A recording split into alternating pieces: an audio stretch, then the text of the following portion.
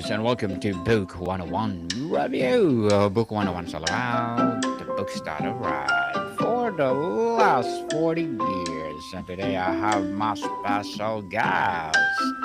He is a three-time best-selling author and, of course, a Broadway star, musician, and a dad, and the author of several books and of course, the latest one, mental toughness. None other than Mr. Troy Horne. Thank you so much for having me, Daniel. This is so much fun. Welcome, I love the music, welcome. and this is awesome. Welcome, Mr. Troy. And can you please introduce more about yourself that I miss? Sure. So my name is Troy Horne. I'm a musician, a dad, an author, and yeah, I write books to help people navigate spaces or times in their life that might have been, tough. And this book that's featured right now was actually written to help my young son, who's now kind of going off to college and playing basketball and stuff like that. So during that time, we just kind of wanted to find something that could help him work on his mindset. And so we couldn't find anything that spoke to kids. Most of the things that were out there were a little bit above his head because he was, 10 or 11, at the time, 12 at the time. And so instead of trying to relay the message to him, we wrote one. And it's helped over hundreds of thousands of young athletes all over the world. It's been really cool. I guess a lot of people were looking for a book that kids could read and also help them with their mindset. And so we created it, and that's how we got here. Yeah. Yes, and thank you so much for sharing your knowledge and wisdom to the world, Mr. Troy. Thank you. Thank Yes, you. and looking forward for more and more empowering books like this to come. And let's Yes. talk about mental toughness. So, Sure, what sure. was the missing piece you observe in youth sports coaching that motivate you to write a book focused specifically on mental toughness for the age group? Yeah. So at the time that we're going through it, I was really big into self-help and personal development before this book. And so a lot of times I would see, coaches say, hey, you got to want it. Or, I'm sure parents out there, you got to want it. You've got to be hungry. You've got, and like, to a 10 or 11, 12-year-old, it's like, what exactly does that mean? I've got to want it. I've got to be hungry. It's like, I'm 10. I just, learned how to start walking a few moments ago. So I saw that people weren't really addressing the mindset part of sports at the time when we wrote this book. And so this was kind of call to a moment where, I saw my son kind of losing just the joy. He was really young. I mean, he loves basketball so much that, he was dancing on the side on the free throw line whenever they were doing it because he was just so happy to be out there. And I saw some of that go away with, just being introduced to youth sports on a competitive level, and I wanted to help him bring it back. And so I used some of the things that I learned in personal development in my own life. And I just talked with him through this book, which is why why we both kind of created it. Cause I was like, I know what I think the experience is, but is this the experience that you're having? And he would say, yes. Or we would say, no, that's not really it. You need to rewrite that because that's not really how it works. So that's how we got, here to this book and how it became, a bestseller that's helped, hundreds of thousands of young athletes. So that's been really cool. It's been really cool. Mr. Troy, how do you define a mental toughness for an 8-year-old versus a 16-year-old? Is it Mm. some of the or is it the same or does it evolve as they mature? I would say it's kind of the same, but it also evolves because in the beginning at 8 and 9 and 10, it's like you've had some things that you think are struggles, but you really haven't. You've had to work through some things, but you really haven't. So in the beginning, I think it's really learning tools that help you work through those difficult times, to help you overcome mental barriers on your journey towards whatever goal it is that you want to have, whether you're a swimmer, a boxer, netball player, which we found, cricket, we have tennis players, we have horse jumpers, we have rodeo, barrel racers, all these, anyways, F1 racers. So it's basically just learning at the beginning once you have those things that pop up and can be mental barriers, how to work through them at the younger age. Once you become 16, 15, 17, it kind of it transforms from how to work through new things to how to work through things that might have been placed in your mind by other people, other teammates, and how to overcome mental barriers that might have been placed from external forces or external ideas. So that's how I would say it evolves over time. Mental toughness. If you compare your upcoming book, is it the same?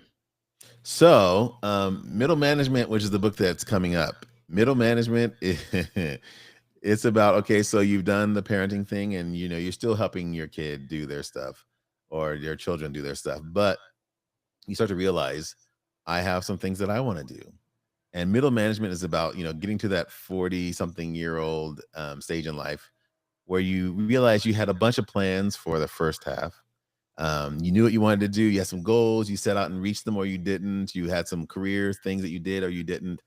But you wake up around 40, 45 or whatever, and you're like, okay, I really didn't make any big plans for the second half.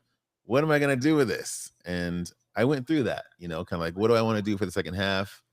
Sometimes it's the same thing that you were doing the first half. Sometimes it's not. For me, it's not. For me, it's, wanting to write more books to kind of help more people. In the first half, I was a musician, so it's basically based off the research and things that I went through to make that pivot and go all in on the new thing that I wanted to do in the second half of life, and how other people have done it too.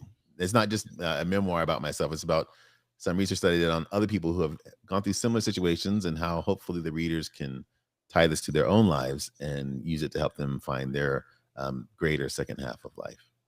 Looking forward for that new Yeah. book, Yeah. Mr. Troy, and please do come over and book 101 review and let's talk about it once it published. Oh, I would love that. Yes, please do so. So, why is the 5 minute structure so critical for making mindset training accessible for sustainable for kids and teens with busy schedules and short attention spans? Yeah, 5 minutes is really, a great thing for them to kind of introduce them to the ideas of it. Now, obviously, once they become more used to it, they can do it longer than 5 minutes, like meditating or visualizing. But a lot of those things can it's great to introduce them in smaller segments, so it's not that's this huge feat that now that these youngsters at 11, 12, 13, 14 have to do. It's like we're going to set a timer. It's something totally manageable, which will probably still feel like an eternity to you at your young age, but it's totally doable and measurable. So that's why I put them in 5 minute things, because I was noticing with my son when he was younger, about 3 to 5 minutes as far as meditation or visualization, and then they start getting antsy. So it's like, okay, we've got to make sure that it's again something that they can do, and it's measurable and it's applicable to them at their age. Every young athlete deals with nerves. Mm. Which of your 5 minute exercise is the most effective for calming for pre-game anxiety? And can you walk us through as a simplified version of it?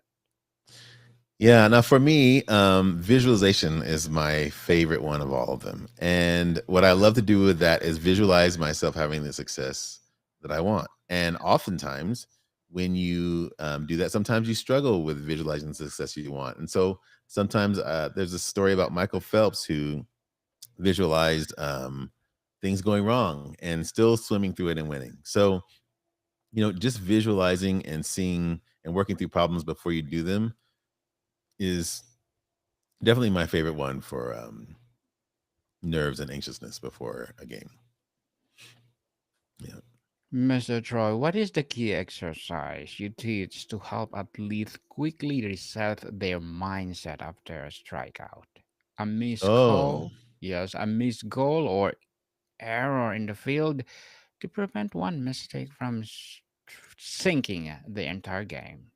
yeah. We talk to our kids all the time, and it's always about you need to let go of the mistakes, have a short memory, as Yes. Jerry Rice used to say. It's like once you have a success, have a short memory. If you have a failure, have a short memory. That play is over. That shot is missed, that strikeout has already happened. Let it go and move to the next one. So I would say, the biggest thing is having a short memory. Would be one of the things that I would encourage athletes to do. Yes, let it go and learn from that, Right. people, to But be. both of them. When it's Yeah. good and when it's bad. You just had a great home run. Great, let it go. Enjoy that moment, let it go. Don't like and that way whenever you have good or bad moments, you learn to mentally, you know, observe that moment, but then also move on to the next one. Very well said, Mr. Troy. Yeah. Truly, truly empowering. I like that. Truly. I will apply to myself. Let it Oh, go. cool. Yeah. That's How do you awesome. visualize? Oh, yes. How do you make visualization a technique used by a pro athlete? Simple, concrete, and effective for a child who might struggle with Mm. abstract thinking. Guided visualization. So maybe, if they're struggling with, instead of sitting down and say, see yours, go visualize for 5 minutes, giving them actual things to see. See yourself, hitting the ball and getting to first base. See yourself swimming successfully through the lap. So telling them what to see initially when they're younger is a great way to kind of introduce this to a younger athlete. Yeah. So, one of the biggest challenges is dealing with criticism. What exercise Mm. helps a young athlete listen to constructive feedbacks without Hmm. internalizing it as a personal attack or shutting Mm. down?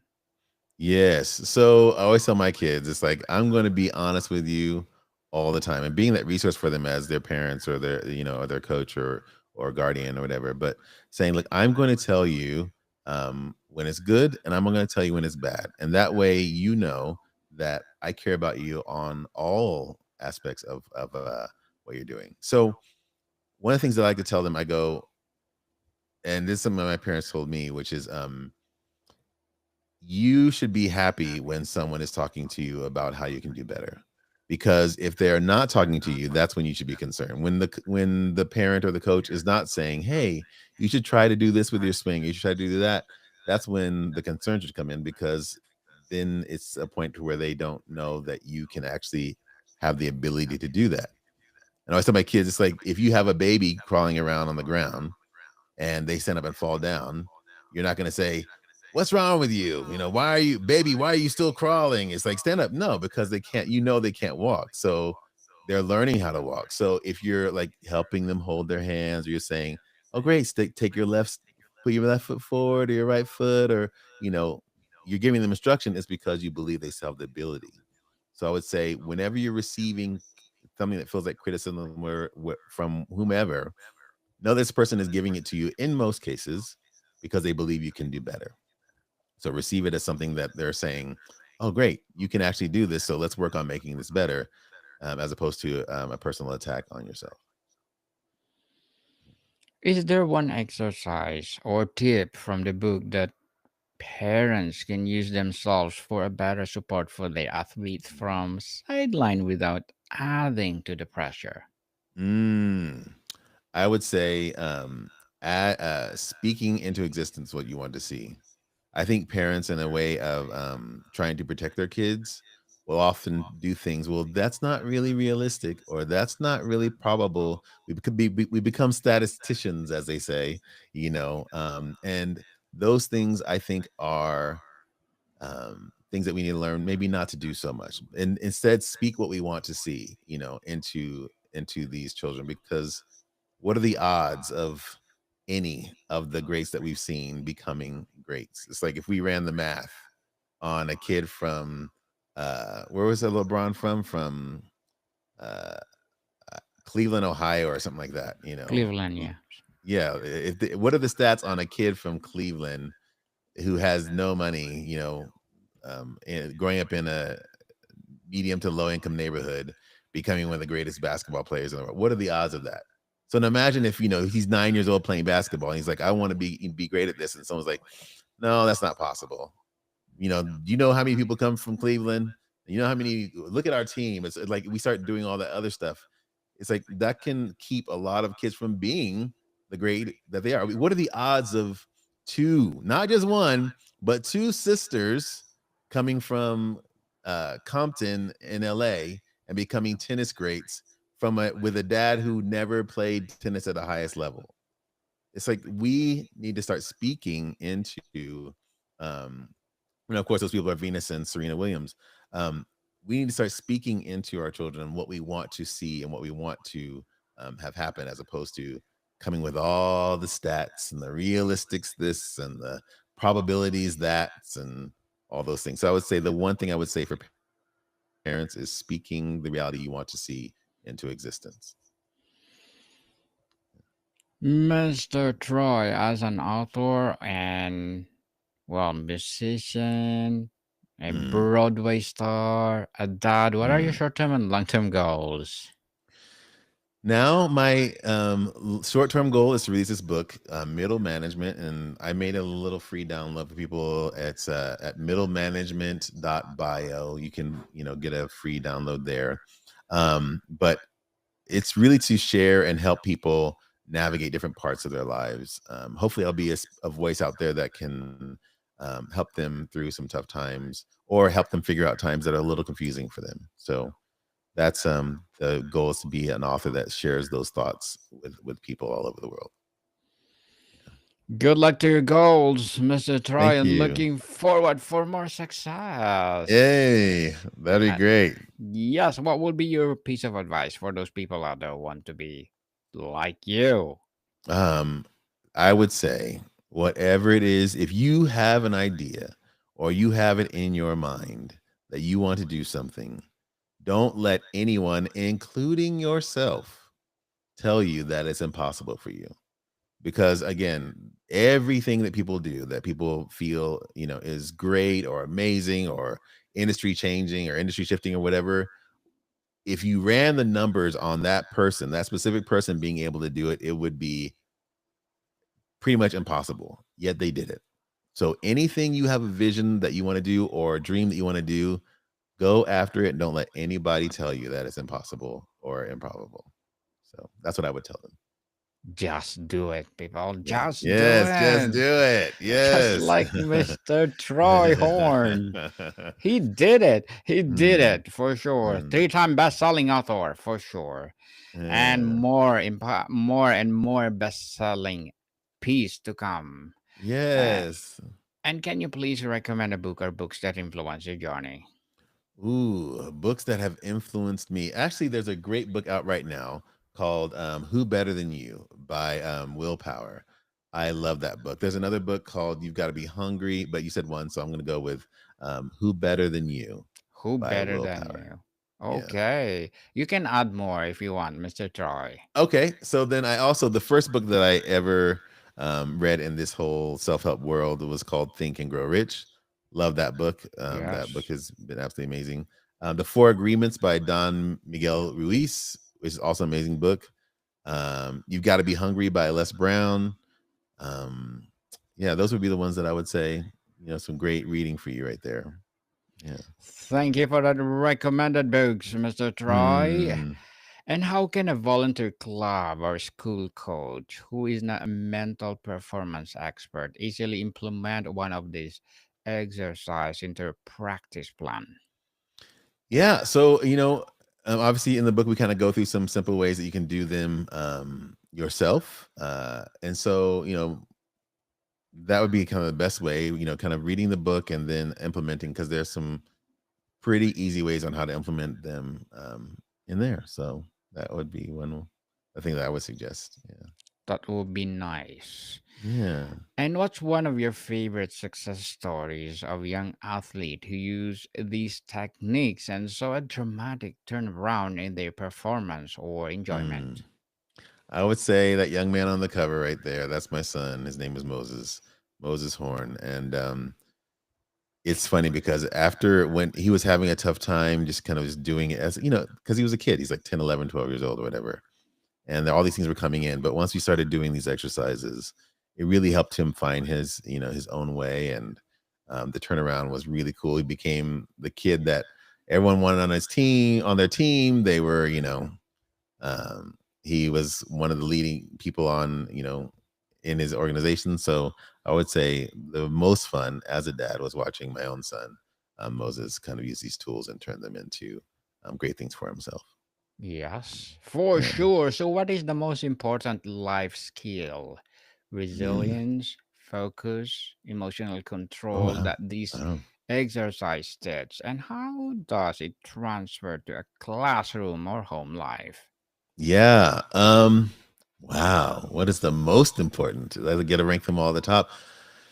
I would say the most important thing is to continue to keep going, to keep showing up. That's the most important thing because they're going to be ups and they're going to be downs. They're going to be good times and bad times. But to continue to show up and to keep going is the number one thing, no matter what is happening in your life. And that transfers to classroom as well. Like you have a tough time with your studies, how do you keep showing up? How do you keep going as opposed to saying, "Oh, I can't do it," and then giving up? Um, that would be the one thing. How to continue to keep going no matter what it looks like, good or bad.